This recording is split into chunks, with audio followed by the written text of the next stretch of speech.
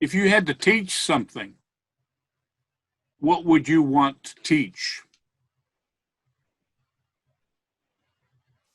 And I think I'm going to have Eleanor answer that one.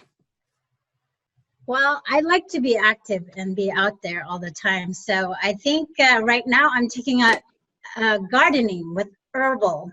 I'd like to have someone with me instead of teaching, though, learning together and be outside and be active in digging the dirt, planting something small and then seeing it grow together. So yes, that's what I would like to do.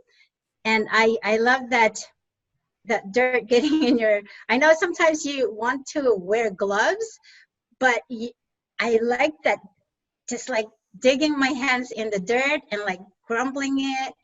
And going back to the Philippines, it kind of like last January, it brought me back to, because we grew up as farmers and we were always outside planting something new. Like we planted garlic, we planted rice, we planted corn, so everything that you can think of. And I love that so much, to have someone with me learning this herbal.